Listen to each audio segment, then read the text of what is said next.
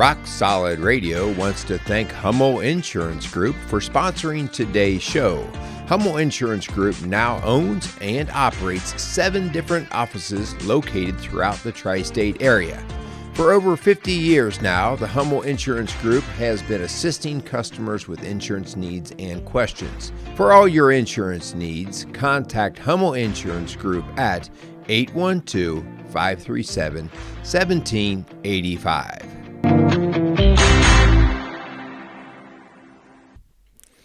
Welcome to Rock Solid Radio. This is Merle Hutchinson, sitting with the ever-joyful spirit of Linda Hutchinson. What's up? You sound a little jealous. Are you upset about my holiday spirit? I've got a new mug. I'm not jealous, all right? Our ski slopes, our local ski slopes open, so I'm sporting the snow because now our daughter is employed. You always just walk around like Miss Cheerful. You know what? I don't feel like being cheerful. What's wrong with you? I feel like you're a little jealous of my spirit. Actually, you're just trying to start an argument, and that was last week's deal. We did arguments last week. We're not doing arguments this week, or are we? Maybe. Actually, that was a show that really got a lot of conversation. Yes. Needless to say, people were chiming in and people were checking it out because everybody's had an argument. We've all had some disagreements. My dad was even watching, and I think he was enlightened by some arguments we've had in the past. Yeah, I didn't know you guys had that issue. Those blue pants, what do we ever do with those? So no, I'm not actually jealous, but I am acting a little You don't like jealous. my mug? No, I don't really like your mug. By the way, my Christmas mug that I was going to get, it said something about being on the naughty list, and I was afraid that people would think I'm naughty, so I decided not on that one. My I gosh. decided to go straight to snow.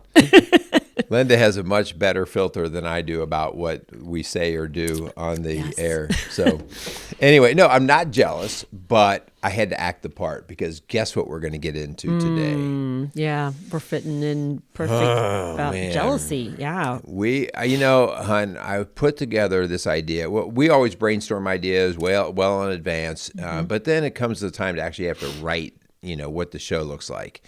And we kind of go back and forth as we refine that. And the more I dug into this, I'm more like, I don't know if I want to do this. I'm guilty on so many fronts here. We're talking about jealousy and envy. And we actually had to go back and kind of define those words. I mean, you might assume that you know them and maybe you're just smarter than us. But we had some confusion in those two words. But it actually led us to even a deeper direction. And that when we got into that deeper direction, it was like, wow, this really hits home on a lot of levels. So this is going to be, I hope this is a show that hits home with a lot of us, not in necessarily a negative way as much as an awakening. Yeah, I think, the whole social media has really hurt this whole topic because people all the time will post, exciting things and family gatherings and parties they've been to. And then there's others that are at home and they're not involved or invited. And then there's a lot of jealousy and envy that comes from those things. And so it can really get down into our core and mess us up if we don't really get a hold of that. So yeah, for sure. We're going to be talking about all that. So let's start with a couple thank yous of sponsors. We're going to do a couple of announcements, and then we're going to get right into this topic. So let's thank Casey's Outdoor Solutions and the Hummel Insurance Group for coming alongside of Rock Solid Radio and just being contributors and sponsors of what we do here on air. They believe in our messages, and we thank them for believing in the messages. They give us the opportunity to have the microphone and put these lessons and talks out. So thank those guys. We want to let you know of a couple things that we're involved in coming up. One of them is locally here in the greater Cincinnati area in Harrison, Ohio, called a Purpose Workshop. And it's subtitled, this one particular is Great Families on Purpose. And so they're actually going to be tackling the whole issue of mental health in our kiddos. And we're going to be involved with the youngest kiddos. It's actually a whole family workshop from kindergarten all the way up to adults, where adults are going to be spoken to, the teens are going to be spoken to, and then you and I are getting back into our childhood elementary school days of children's ministry and school counseling, and we're going to be involved with really speaking into the esteem and the mental health of our littlest kids, K through 5. And so it's January 15th from 9:30 to noon. It's at the Harrison High School Activity Center. It is a free workshop. And so you can find out more information by going to Church on Fire is actually hosting this event and invited us to be a part of it. And so we really encourage you to check that out at Church on Fire. Good deal. Yeah, that's going to be a good one. Hun, as we were putting this together, I think you had just read this morning, or the CDC just came out with a posting, basically just bringing to attention that we have something we already knew, a big time warning and alert about mental health, mental illness within our younger kids. Yeah, it's actually as the U.S. Surgeon General just issued an advisory that there is a massive mental health crisis among young people, and that the suicidal ideation, the self-harm, depression, anxiety is on a rise, and it's at a national emergency level. And so that's why this workshop on January 15th about our kiddos and how to help as a parent and the children hearing some positive messages is so important. So Purpose Workshop, check it out. Yeah, we don't have like the instant at our fingertips solution, but I will tell you one thing: families make all the difference. Family health makes all the difference in the world of how our kids get through these times. That and isolation isolation itself has made a big problem. And so the whole COVID thing is having lots of repercussions. And so these things are now trickling out into actual mental health issues. So, again, we always talk about that. This is not a government fix. This if we can get back into the family and put in the time and really reestablish the values of what family should be about, that's how we really can start to help these kids in this situation and really just families in our community. So, and we don't say that because we read that in a book. That's what walks in our office every single day. And, we don't, it's just proof right there. So anyway.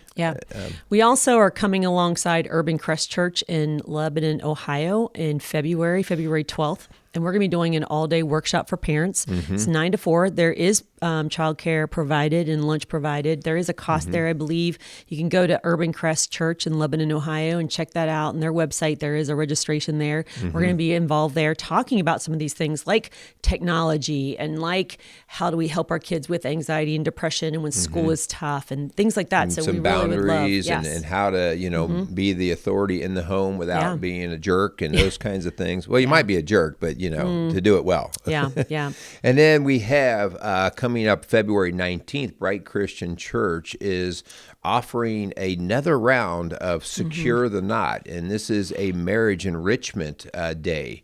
And so like the Family's Rock was for parenting at Lebanon Church, this is going to be about the marriage. And we talk about the importance. If we don't have a solid, strong marriage and a function there that works well, parenting is even twice as hard. That's why divorce is so difficult when it comes to parenting. So it's really, really important that we do our work to keep marriages strong because it is the start and the core of the family. And you got to secure the knot. I was just talking to a family recently, our kiddos smell blood in the water when we're divided or when there's conflict. And so they're going to use that. I mean, they're kids, right? And so we've got to be a united front. So this is a way to really solidify that relationship as a parent. And maybe you're a single parent out there and you're really struggling like, well, I don't have a partner in this and I am against my ex.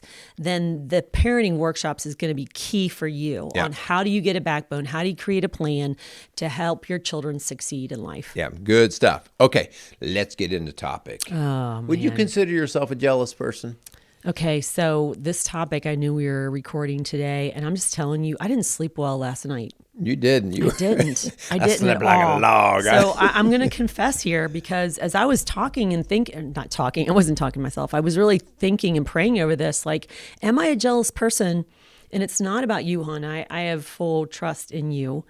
But you mean you don't want me? You don't? I do want you, but I feel like you want me, so that doesn't create jealousy for me. Okay, I'll give you that. But I will say, growing up, I was very insecure, and I struggled with friendships of sharing my friends with others. And one particular little girl, that was in our neighborhood, my best friend was also friends with her, and I struggled with that, and I was not kind to her. And I really, to this day, have a lot of regret there of just the way I was so jealous about sharing my friend that I mistreated and probably today would be called a bully to this other little girl down the street because I did not want to share my friend. I was jealous of sharing and having her be friends with other people. And I don't like that about me, and I don't want to be that person anymore. Yeah, I mean, we're going to get into this, but there's such a core of what is actually going on when we're talking about jealousy. But let's get in, just help with a little bit of word breakout here so we understand. Okay, the two words that kind of Linda and I were discussing earlier and putting this together were the terms jealous or jealousy and envy or being envious. And so, generally, Did you Google it? Well, I did. I went right to this thing. It was what do they call them? Dictionaries. Dictionary. Paper Wow. and everything. Yeah. And so, to actually, they are interchangeable terms, and they get sloppily used in our language. Is that a right word? Sloppily? Sloppily. And so I looked that one up. Yeah. And so it gets messy in terms of how we use them, but kind of in more of their pure sense. Envy is us about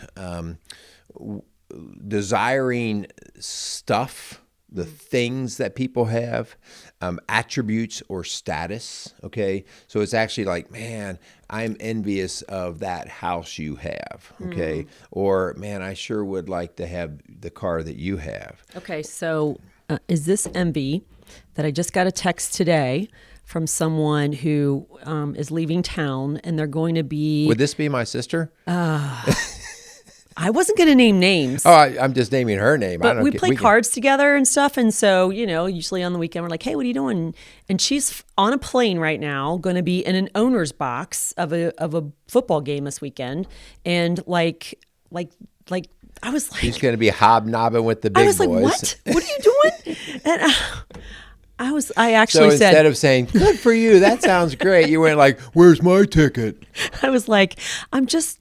actually going downstairs right now to record a podcast on jealousy. So that really fits well. Yes, so you would actually be envious. So I found some gifts to send to her that were like very... Not gifts like presents, but Oh, those little, So jealousy is a little bit different, and that jealousy, I mean, like I said, they're interchangeably used, but jealousy usually is the type of phrase that you'll use when it's talking about relationships, okay? And so that is a jealous husband. So a husband who is possessing his wife because he thinks that she might be desiring someone else. Okay. Wow. So then my friendship was that. Yes. So you were acting in a jealous way towards your friend because she might have a relationship with somebody else. Yeah. And I wasn't mean to my best friend. I was mean to the other girl. Right. Yeah. You weren't. Yeah. Ooh. And so anyway, the idea here is really something that goes much deeper. And we didn't put this in the title because I think if we put it in the title, people would right away go, oh, like that's Bible stuff, or they would shut it down. What's that? What actually is going on here is coveting. Coveting? Like coveting. I covet. Coveting? Covet. You say it clearly. Say covet. Covet. My vocabulary. I always used to think I was going to get one of those little calendars, like you learn a day, like a word a day, because my vocabulary is maybe like 5th grade. I don't use coveting very much. Well, you practice it. How's that? So tell me what coveting is. Did you look that up in the dictionary? So thou shalt not covet. Okay, I remember that. Memorizing that, but I still don't know what it means. Covet is desiring something that you don't have. So that's both jealousy and envy. It just all goes into one big pot of coveting. And what that is about, like, you can covet time, you can covet money, you can covet relationships, you can covet strength or power. Like, man, like I want what they have. Okay. And so that whole idea of I desire something that somebody else has is extremely dangerous. And there's a reason why it comes out is actually being part of a sinful nature, okay? First and foremost, I mean, if you covet something, right? If you covet something, it means that you are thinking about yourself, okay? It's about you. Like, I covet the amount of money they have, or I'm jealous of it, or I'm envious of it. In other words, I desire that money. I desire that house they have. I desire that position that they have in life. Can I ask you a question? Yeah. And I don't really know the answer. I don't know if you do, but is coveting when you don't have it, or can you covet things you already have? So like, can I covet my phone? Like I don't want to live without it. Is that coveting? I'm going to say that I don't know whether it would be used that way or not. We would have to probably clarify. You could be overly protective and fearful of losing it. Okay. Yeah. And so that's that jealousy part where you start to act in a possessive way. Yeah. So I use that a lot when we talk to people who are really holding on and clinging to something so much, like you said, possessing it, like I'm afraid to get rid of it or lose it. Like I say, if you don't hold everything you own with an open hand, for instance, like my best friend, growing up, if I don't hang on to her with an open hand and trust that God's going to protect our relationship, and I don't try to cling to it like I'm going to lose my life without her, then I think that's coveting. I think that's coveting as well. Well, it is definitely a symptom of coveting, Yeah. right? It's a possessiveness. You're trying to hold on to it. So that's, that whole possession thing. And so I want you to think about this for a second, because this is where I think it got me. This is where I never thought of myself as a jealous person. But all of a sudden, when I started to dig into this, I was like, wow, this is a mindset. It is a mindset. And here's the mindset. When we covet, we are operating from a mindset of deficit. I don't have enough. Wow. I'm working from a deficit. Rather than having what I need, rather than being abundant and plentiful in my mind, I'm operating in a deficit mindset. Wow. I don't have what I want. Okay. Man. And so think about how often we live. I can live in a deficit mindset in so many ways. I'm never rich enough. I'm never strong enough. I don't have the perfect family. I don't have the perfect job. It's not enough. It's not enough. It's not enough. That is such a deficit. And so that whole covetous sort of thinking is sinful because it's all about I. Wow. It's all about I. I don't have enough. Wow, hun, this really hits home, and I didn't know you were going in this direction, but that is one of my greatest work I'm doing with our young girls, is that they do not think they are enough, and that they're not strong enough, they're not pretty. I had one literally strong enough, pretty enough, that she's not enough. And because she's working out of that deficit mindset, she's looking at Instagram, she's looking at Snapchat, she's looking at her friends, she's looking at other people like, I want that, or I don't have that. And so I'm helping her show that she is strong enough, that she is smart enough, that she is enough.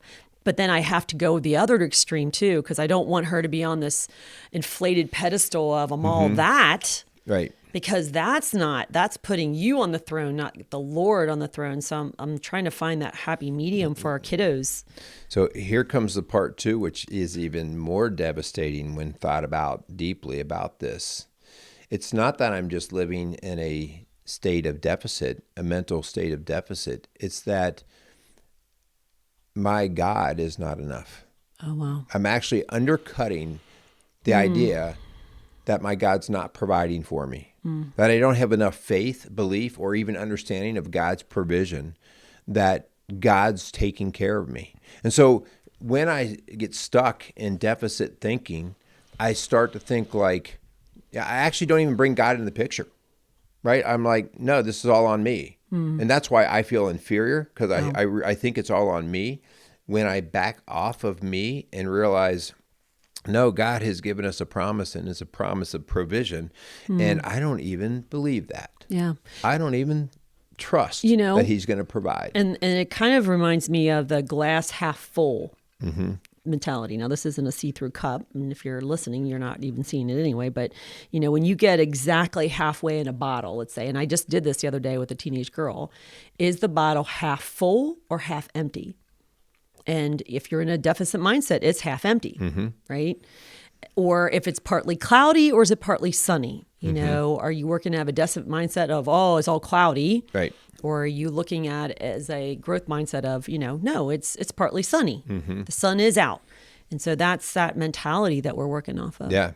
So So now that we kind of have our head wrapped around, like, let's not get trapped by jealousy and envy in terms of terminology. Let's just talk about how I work in deficit mind thinking. And then if I am in deficit, that means I'm not really believing that I have what I need. Okay. So that means I'm not really understanding or believing that God is my provider. So let's give a little bit of advice. How do you get out of it? How do I get out of Okay. this? Yeah, I was going to say, we're not going to help them get in it. Yeah, no. Probably we're already in it. Let's get out of it. Yeah, how do we get out? And I will also say another thing, like, it's so easy. You might have it whipped in one area of thinking, oh no, like, I'm not a jealous husband. I trust my wife. It's in so many different areas of life where we can feel like we are not enough or are not getting what we want. Okay, so a couple of things. Oftentimes, Linda, you and I, when we work with people, man, our hardest part is just getting people to assess and recognize whether this is an issue. Yeah. Okay. Like forever, if somebody's in deficit thinking, they will think like, I'm not going to be happy until I get this job or whatever. And like, they feel like that's totally okay for them to be driven to get whatever they're missing. Okay. And we're not saying we shouldn't be driven to get things. Okay. What we're saying is when it starts to own us and we are now operating in a way that we're not enough. Yeah. We're never going to be satisfied. And actually, I told a group of teenage girls recently, that if you don't write your story, someone else is going to. Yeah. So what are you thinking about yourself? If you finish the sentence, I am, what would you say? And because it's really reflects your mindset. Is it the deficit mindset? Oh, I'm stupid, or I'm not enough, or I'm not pretty enough. Those are the deficit thinking. We got to get rid of that stinking thinking. Think about catalog shopping. Remember when you were a kid? Oh, yeah, I used to circle all the You things. used to get the Sears and Roebuck catalog. Really that showing your was age. the big thick one. Yeah. And then you had some of those puny ones, service merchandise. That was always Toys R Us. Toys R Us, Yeah. But think about when you were a kid, all right, and you would get the catalog. And think about, again, I'm not saying like, oh, you should never do it. What I'm saying is like, think about what happens in your head as you go through those pages. Whew. Yeah. Oh, yeah. Before even highlighter pens, we just get out a real pen. Yeah. Hey, Mom, look on page 357. Check that out. Okay? I've never thought of a pogo stick, but I see one here. Yeah. Yeah. The next thing you know, your mom says, well, just earmark each of the pages, and the whole catalog's earmarked. Because you're like, I need it all. Yeah. All right. So that's that whole idea. If you want to do an assessment to see whether you are stuck in a level of unhealthy deficit mindset, think about the searches you do on the internet. Are you always looking for something? All right. Think about where you spend your dreams. All right. Are you dreaming to make something big or better? Or are you dreaming to get? All right. To always like, I won't be content until this. Are you fantasizing about another relationship? Wow. Okay. That's a biggie. Yeah, because like that is, again, deficit thinking. The relationship I have right now, man, I'd like to run it up against this other relationship. I bet you this other relationship would be better. And that's where the fantasies come in.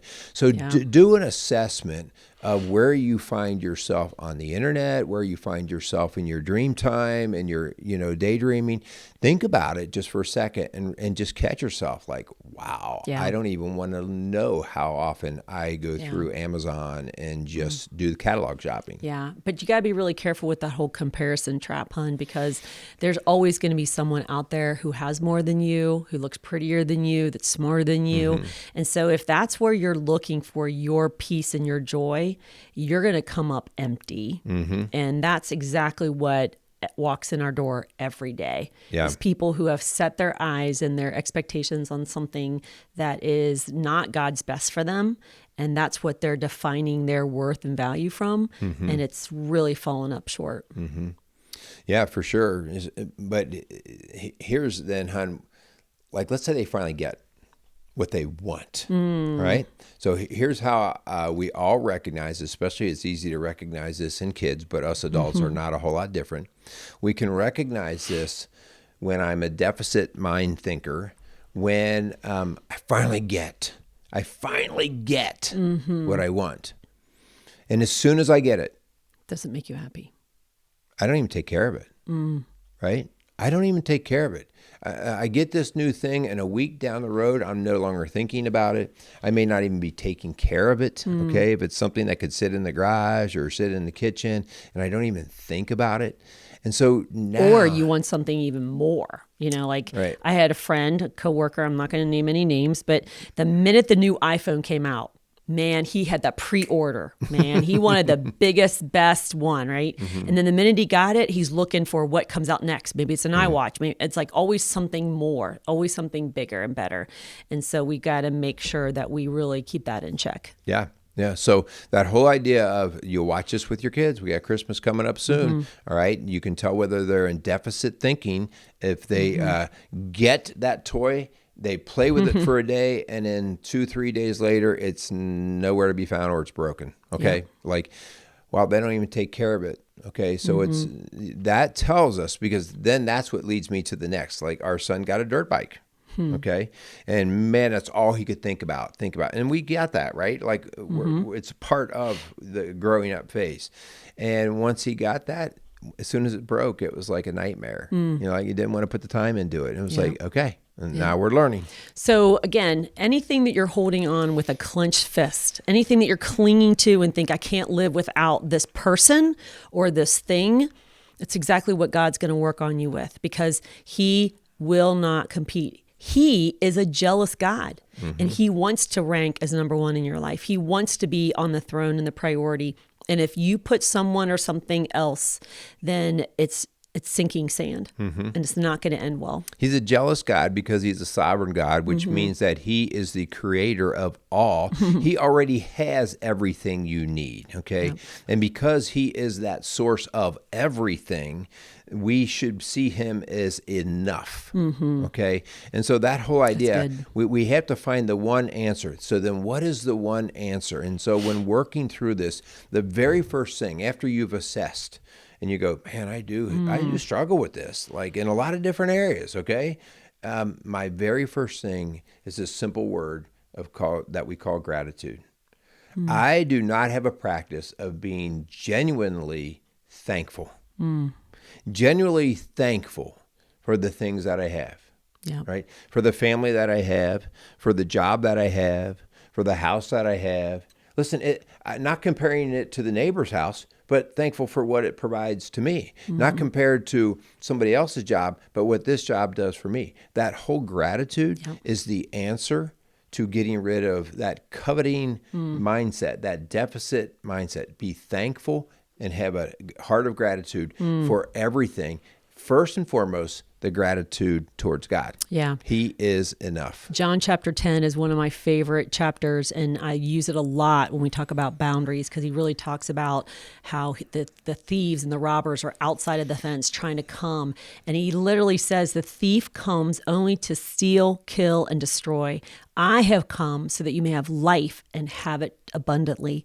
Like, that's where we find abundant life. It's not from the stuff or coveting. It is from trusting in him and surrendering and being still before him. Yeah, I just think that's huge, because I think this is the other part, that if I live in a deficit mindset, I will try to define abundantly differently than what God defines it. Abundantly is having contentment in what he provides, because it is enough. Yeah. Right? Versus me saying, what do you mean? An abundant life would be a couple Ferraris, a couple houses, a couple this, mansions, couple according to our teenager. Yeah. And so, no, that's not abundant. In fact, that is deficit. That's deficit lending. So this is why this is my life verse, Ephesians 3:20 and 21. And you didn't even have it in the notes, but this is my favorite verse, because this is the way I want to live my life. Because it says, now to him, meaning the Lord, who is able to do immeasurably more than all I could ever ask or imagine, because it's his power at work in us, and to him be the glory. He gets all the credit. He's on the throne. He is enough. And because he's enough in my life, he creates this power in me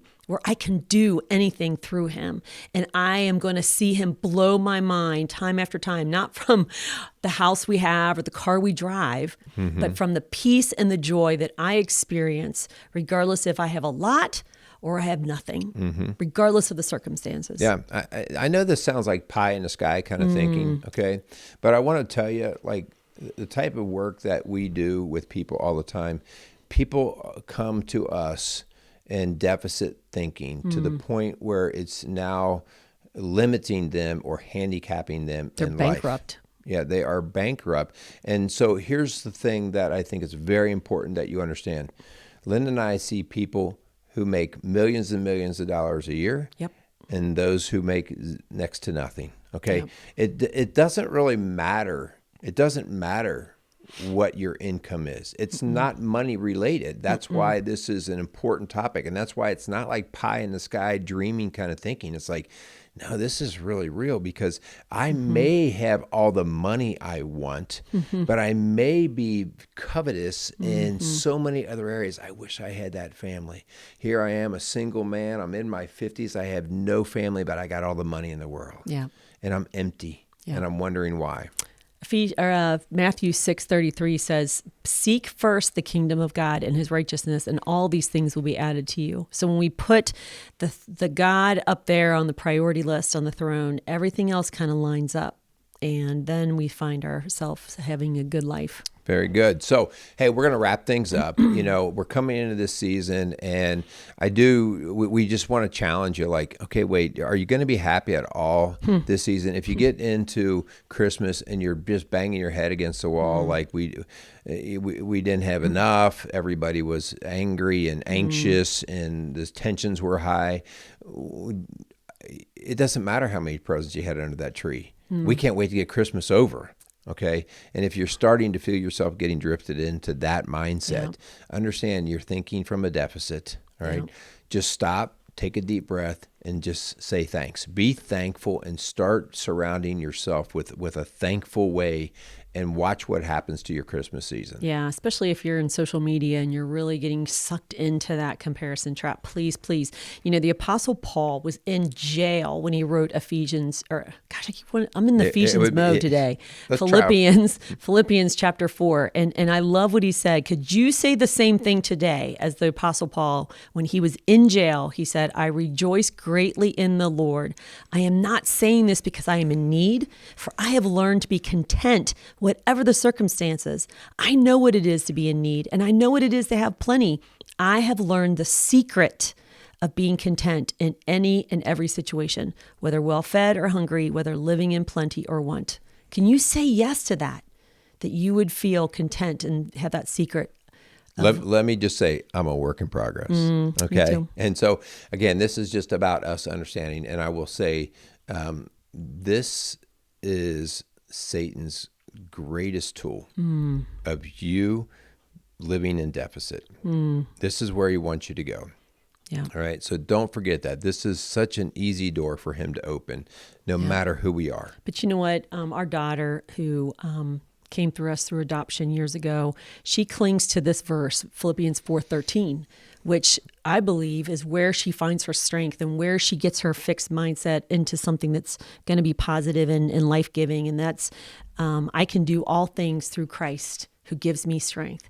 And that's where you find that motivation to shift from a deficit mindset to an abundant lifestyle and mindset. And that's what she has done, and that's what she has seen God do in her life. And I want that to do for you in your life. Absolutely. Okay, so hopefully this made some sense. Hopefully it kind of hit a chord with you. All right.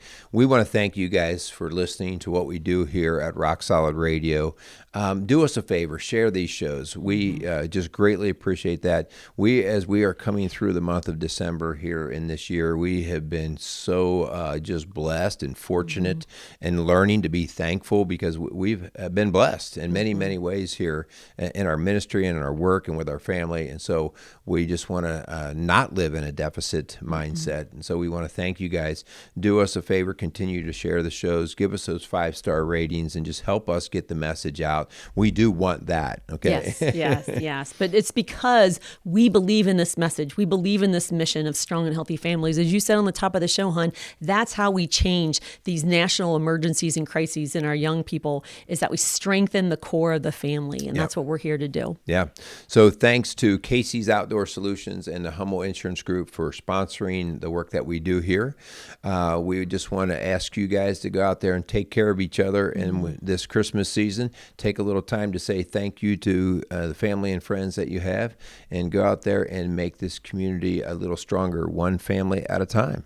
Yeah, thanks again for listening to Rock Solid Radio, building a stronger community, one family at a time. Make it a great day.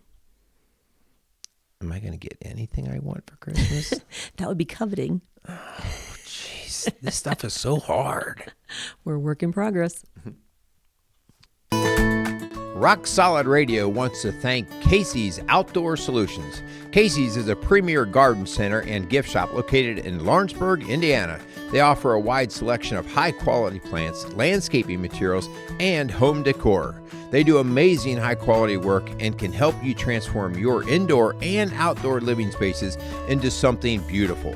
So stop by Casey's Outdoor Solutions today and let them know you appreciate their support for Rock Solid Radio. Visit Casey's today at 21481 State Line Road, Lawrenceburg, Indiana.